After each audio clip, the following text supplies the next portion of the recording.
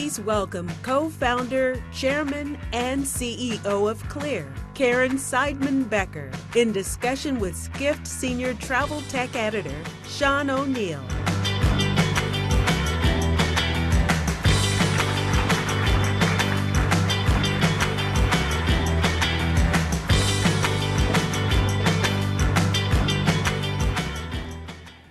Hi, Caryn. Hi. They told me not to swivel. They told me the same thing. Yeah. The last time we met, we were mentioning this backstage before we come on, was in a much less glamorous place than the TWA Hotel. It was in it was in Midtown in 2018 in an airless fishbowl conference room. It was about 20 square feet. We were sort of on top of each other. And the idea of an IPO was still a little bit of a distant vision, and Caryn was telling me about why Clear Secure, as a membership-based biometric identity company, had just tremendous potential as a platform. And I said, well, it's hard for me to believe that. It seems more like it's like a sort of like a privatized airport security service, and there's not a lot of a frequent use case for that. So the potential audience must be very small. And I don't even know if we actually ended up writing a story out of the article. I wowed you, huh? Yeah. No, it was, so the thing is, this year you've had the, travel's biggest IPO of the year.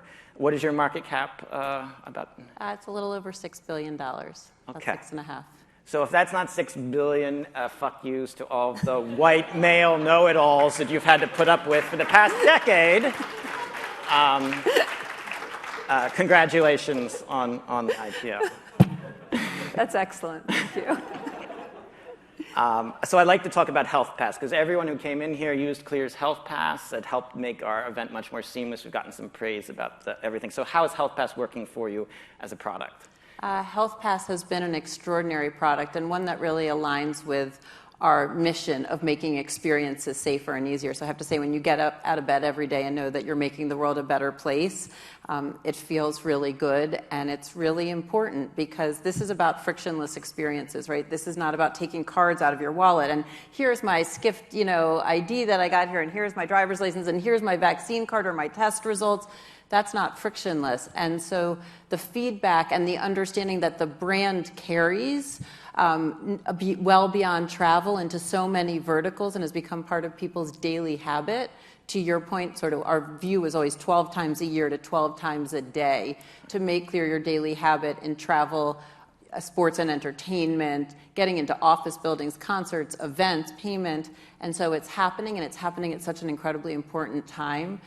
Our entire team is taking so much pride in our part of this. That's incredible. And so this was an example of sort of a product extension, so the Healthpass, because you already had that audience, you were able to add on, and there's more product extensions that are potential, right? When you look at Clear, yes, to answer the question. When you look at Clear foundationally, we always said we are a secure identity platform. It starts with you, which is why our ticker symbol is YOU. And that because you are all the cards in your wallet. Driver's license, credit card, building access card, employment status, keys, and passport, and healthcare ID. You think about all these cards.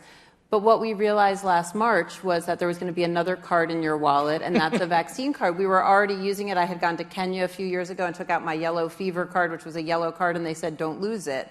And I lose everything and don't like to carry anything. So Clear is definitely founded in how I want to live my life, which is ultimate productivity and consistency. And so when you start to think about the product extensions and the total journey, so we launched a product called Home to Gate, which is on your mobile phone. You type in your flight number, and it tells you when to leave for the airport to get to your gate with 35 minutes to go, because we put together traffic, plus how the walk to the clear lane, how long it takes to get through the clear lane, which averages less than 5 minutes, the walk from the clear lane to your gate. We've mapped that all together at one. All you have to do is put in your flight number.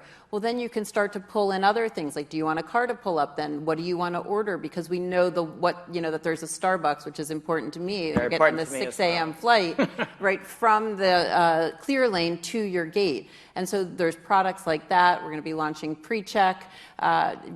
We have already a product to come back into the country through a fast lane called ClearPass in partnership with CBP. We have Healthpass. We've done biometric beer and concessions because you are your driver's license, you are your credit card. Biometric beer, I like that. Yeah, that's game-changing. And so it is this moment of coming back better. The future of travel and the future of so many experiences in this convenience economy is about being better, safer, and easier. How we went out is not how we need to be coming back. And so I think it's created a moment for people to rethink the customer experience and rethink safety. People were getting flu and norovirus and things like that before this. That's not acceptable anymore when the person next to you at work is like sneezing all over you. It might not be COVID, but... Right. It's changed our expectations of behavior. Absolutely. So this dovetails into what the CEO of Booking Holdings earlier today was talking about, the connected trip strategy. He feels like broadly there's a real opportunity for a lot of companies to try to knit together all the things that you're saying. Like, it's not just right now, air is treated by one thing, cruise is treated in another, and how to make, and so Clear is also sort of a play in that, right? Absolutely. We consider ourselves the glue, right, that holds it all together. And Glenn's exactly right, which is when you think of all the different, I think of like staccato points in your trip. You're either figuring out what the traffic is, where you should park, or you're calling a ride share. You're figuring out what terminal, what gate, the walk, then you're doing the bag drop, then you're doing the lounge, then you're boarding, then you're getting another car, figuring out what door that is, canceling it, the wrong door, then you're checking into the hotel, you're showing them your driver's license, your credit card, you're showing up at the event, you're showing them your registration. Like, that's nuts. This is one journey. It is nuts. And so again, safer and easier, trusted and frictionless, and innovation, not just Clear, although we think Clear is, crucial, puts it all together and drives trust of who are you, who am I in the shared economy. And I think, again, it's the expectation. You can sit at home. We were saying before it, I want to watch TV. Boom. Right? I want tacos to my couch. Customer expectations in this era have economy. Changed. It's absolutely the expectation, and travel needs to lead on that because it is the hospitality, experience. Totally. I want to build one more thing on this point, which is there's a Substack newsletter writer, Bern Hobart, who I like, and he did a review about Clear. And he was making the point, what's the one next level after this platform? So if you have a membership-based biometric security platform, in the real world today, if you go to a Michelin star restaurant, if you go to a very popular club, the maitre d' or the owner can lift the velvet rope if they recognize you as a regular or as a celebrity, but it's all informal. None of that is in a digitized, organized process. And so in theory, a biometric security company that's membership-based can sort of open that up, and they call it, Bern's words where it was, do you know who I am as a service? And so you do see that as you get into events and... It's funny when people when they recognize someone, that's subjective facial recognition, right? I mean, that's what that is. And so the whole point of, again, first of all, always important, always opting in. But if I want to be known and I want to share that information, so you raise an interesting point on restaurants, which is we've partnered with OpenTable and with Resi to integrate Healthpass, because today, right, you're having to show, and so that it will be integrated into your reservation. So they'll say, hi, Sean, welcome back. They know you're vaccinated. That is a better experience than having to stop you and do all these things. But next after that, what about knowing your allergies? Every time I go to a restaurant, I tell them that my son's allergic to sesame, my daughter's allergic to this, and it's over and over again. Those things are part of who I am. They're part of my identity, and I want to share them for that safer and easier experience. So you start to think about these integrations, and do you know who I am sounds elitist. I think that, and I think turning it the other way, if I want to be known, I want to have a customized and personalized experience. I want to marry my online and offline, experience or preferences, and I don't want to have to repeat them 100 times. I don't want a clipboard anymore at the doctor's office. Sure. So I think that's where the world is going in the best way possible for consumers and for partners, for hotels, for cruises, for ride shares, for airlines, to come back better and make sure they never shut down again and delight consumers. And I believe you can have the and. Okay, so Glenn Fogel, if you're listening, it's only $6.5 billion, so you can get this company, get the connected trip. I'm wondering if I could build on the issue of security. You've talked with Kara Swisher about security before. You've talked in the whole investor things. But it does still stick in the back of my mind that Clear is like one bad hacker away from writing down your value to zero, because if I lose a password, I can always change my password. But I've only got one face. So how do you address the security issue that some people may still be worried about? So it's crucial. Look, we started in the hardest place, aviation, in 2010 in a partnership with the Department of Homeland Security. We're something called Safety Act Certified, which is a qualified anti-terrorism technology. Those are our roots. That is our DNA. We didn't start by saying, hey, buy bottled water at the corner with Clear, and now we're going to do all these other things. So that is foundational. And not only from a cybersecurity perspective, but a privacy and data security. So everything's opt-in. We do not sell or share data. We have a privacy policy that's written for humans. Right? My children need to understand what happens to their data and not legalese 10 scrolls down. So that's foundational to who we are. The next piece, I would say, which is an interesting point, which is facial. People's faces are all over the internet. There it is. And so, unfortunately. Right. And so the question is, how do you, since it's ubiquitous, how do you use it securely in an opt-in, active, not passive way with a trusted brand? And that's where I think Clear is even more important, because we are a trusted brand, because we do not sell or share data, because we are not passively scanning crowds, but you have actively opted in and know what you opted in for. I actually think it's a significantly better system. So cyber and privacy and data security are in our roots, but also we have a brand that's continually communicating about privacy, data security, and what we're doing. So I think you're exactly right, which is why I think it's a little scary when hundreds of little companies are starting and everyone's giving them little pieces of data. I think it is much better also to say, we store as little data as possible, and what we're doing is building secure integrations and secure links. We're not holding your boarding pass. We're saying, hey, Delta Airlines, we have Sean here. Is he allowed to fly? And it's definitely Sean. So also how we've constructed it is in service of privacy and data security. I'm glad you built out that point. I think that's the important connection. Right. It's not the database of all the things about you. This is definitively you, and then building those integrations, those pipes, and that two-sided market. Right. You want a cruise to use it, and you want customers to use it, and then you want to put them together. Fantastic. Subscription travel is something that we've covered intensively at Skift. There's a dozen some companies that are in the subscription travel space. We heard earlier from Steve Kaufer of TripAdvisor talking about their attempt. And Clear is a subscription model. About 70% of your signups at the time of your IPO release were at airports. So what works well for conversion for Clear? Because if I sign up for Netflix or for Amazon Prime, I instantly get a payoff from having signed up for that membership. And so, but if I'm what is the conversion sign up? Well, I think that's a great question, because we did model. So we have two parts of our business. We have the subscription-based travel. Healthpass is free to consumers, and then the partners pay Clear, and that's really important from a consumer perspective. And then if you enroll at the airport, you're already enrolled in everything else if you want to be. We modeled what we do at the airport after Netflix or Amazon Prime or Spotify, which is free 1-month trial. So if you enroll at the airport, you can enroll for free, try it, and then, or now it's free 2-week trial, and then you try it and use it immediately. And so what you often find is that people will literally come, enroll, use it, and have made their flight, right? So seeing is believing, experiencing it. We used to say nobody wakes up and says, I got to get myself some biometric identity today. That's not like a Googleable thing.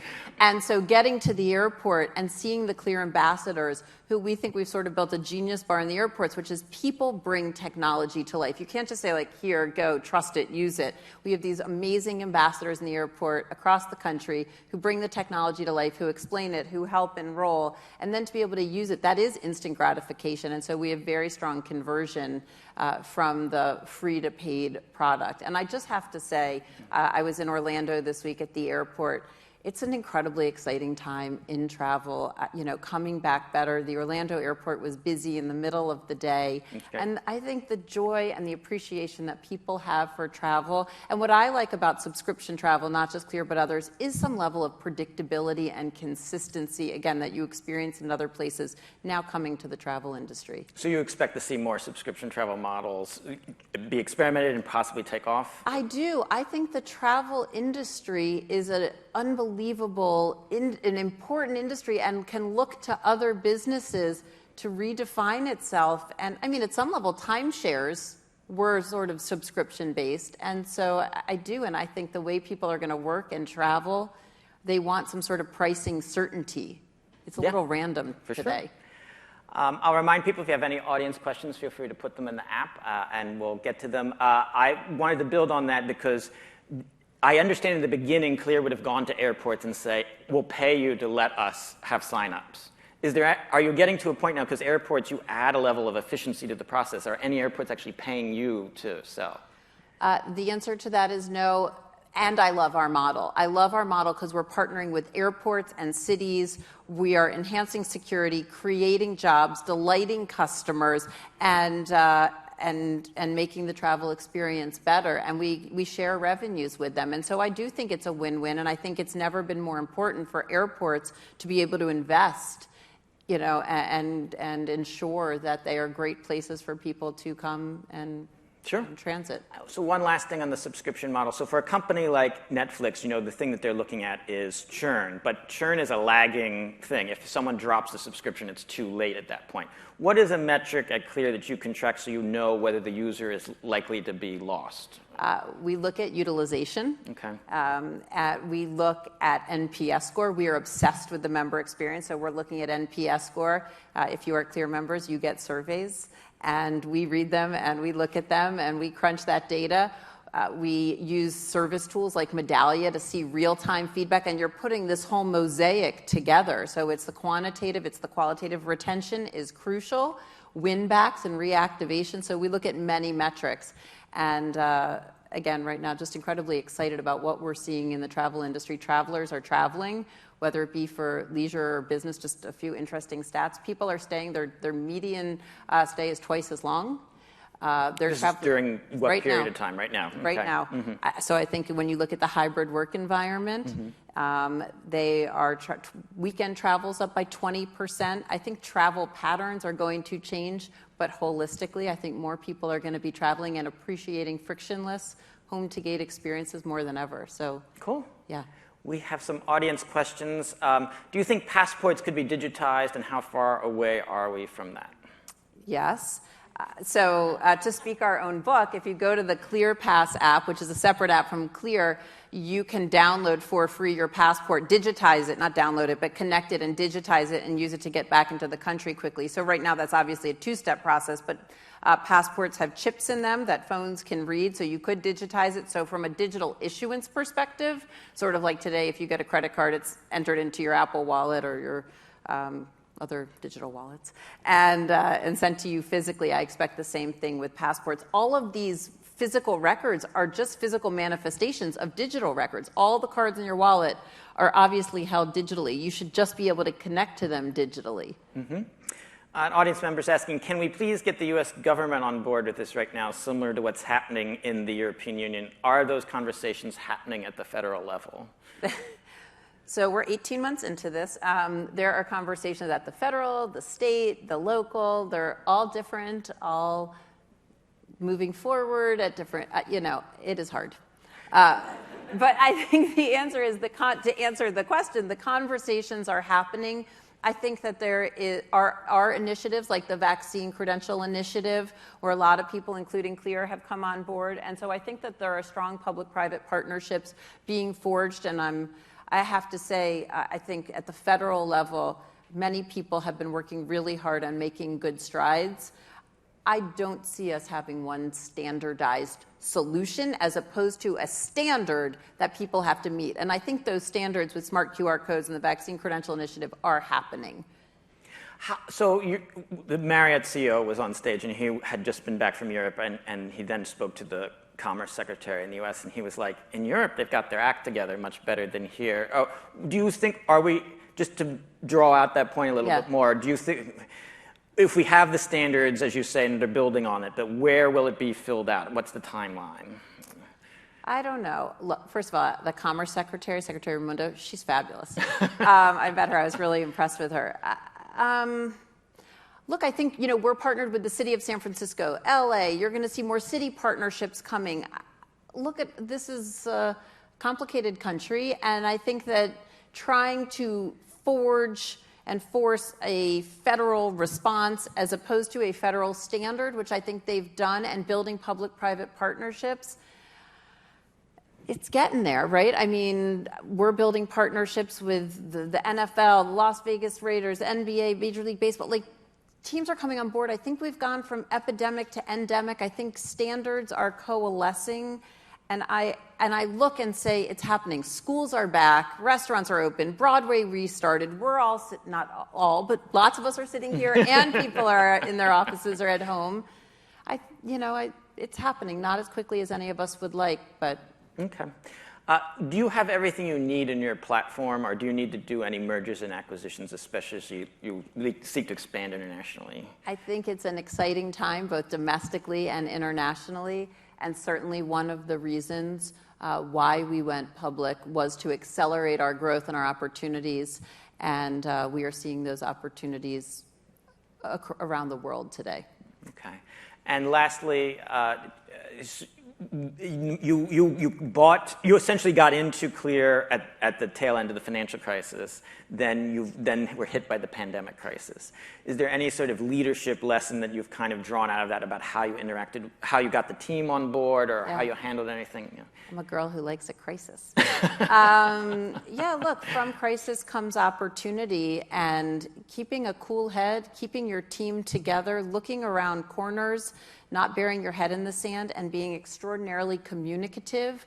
As we all sat, in our living rooms with our puppies and our babies, and we got on Zoom every morning at 8 a.m. We started an initiative to create Healthpass, and it was to look around corners and to ensure that you have a culture that embraces change, which is one of our core values, because the only thing certain is change, and a balance sheet to withstand it, and a business model. And with those things in place, we went to work. And so I've learned a lot from the mistakes of the past, and I'm humbled by them, and really proud of the culture that we've had since 2010, because you're right, Clear was actually born originally out of 9/11 through a public-private partnership. Cooler heads prevail, and a team that stays together and is highly communicative and is thinking about solutions with that growth mindset. Growth mindset and the balance sheet to back it. Yes. Thank you, Caryn, so much. Thank you. Really appreciate you coming out. Good day.